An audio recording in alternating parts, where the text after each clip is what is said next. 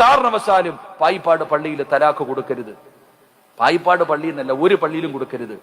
കാരണം തലാക്ക് പറയുമ്പോ അള്ളാഹുവിന്റെ അർശ് കുലുങ്ങുന്ന, ഒരാള് തന്റെ ഭാര്യയെ തലാക്ക് പറയുമ്പോ അള്ളാഹുവിന്റെ അർശ് കുലുങ്ങുന്ന. ഇതിന് സാക്ഷിയായിരിക്കുന്നതൊക്കെ നിന്റെയൊക്കെ ജീവിതത്തിൽ അള്ളാഹു കാക്കുമാറാകട്ടെ.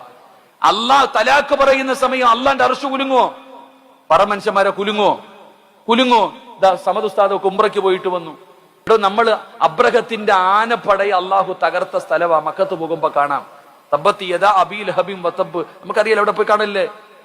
അവിടെ അള്ളാഹുവിന്റെ അദാബ് ഇറങ്ങിയ സ്ഥലം. അവിടെ ചെല്ലുമ്പോ ബസ്സിനകത്ത് ഇരുന്നിട്ട് പറയും, ഇവിടെയാണ് അള്ളാഹുവിന്റെ ഇതിറങ്ങിയത്. അബാബിയിൽ പക്ഷികൾ ഇറങ്ങിയിട്ട് അബ്രഹത്തിന്റെ ആനപ്പടയെ അള്ളാഹു തകർത്ത് കളഞ്ഞ സ്ഥലം ഇതാ. ആരും ഇറങ്ങാറില്ല. കാരണം എന്തേ? അള്ളാന്റെ അദാബ് ഇറങ്ങിയ സ്ഥലമായത് കാരണം, അള്ളാഹുവിന്റെ അദാബ് ഇറങ്ങിയ സ്ഥലമായത് കാരണം.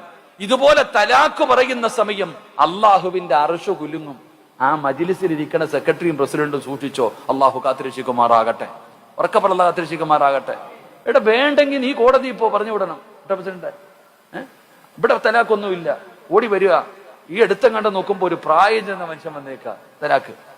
പ്രായം ചെന്ന് തലാക്ക് വേണ്ടെങ്കിൽ കോടതി പൊക്കോണം.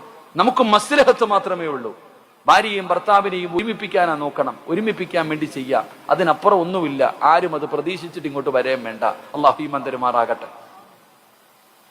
ഈമാൻ തരുമാറാകട്ടെ. ഇവിടെ അങ്ങനെയൊന്നും ഇല്ലടോ. വേണ്ടവര് പൊക്കോ, കോടതി പൊക്കോ, മേടിച്ചോ. പള്ളികളിൽ കൊടുക്കുന്ന പരിപാടി നിർത്തണം. ഇതൊക്കെ നിർത്തണം. ചുമ്മാതെ ഒരു വിവരമില്ലാത്തവനാ തലാക്ക് കൊടുക്കണത്. വലിയ മഹാനോട്, ദീനിന്റെ ഒരു നിയമം അറിയാത്തവന് മസലകൾ പറഞ്ഞു കൊടുക്കുക. അള്ളാഹു കാത്തിരക്ഷിക്കുമാറാകട്ടെ.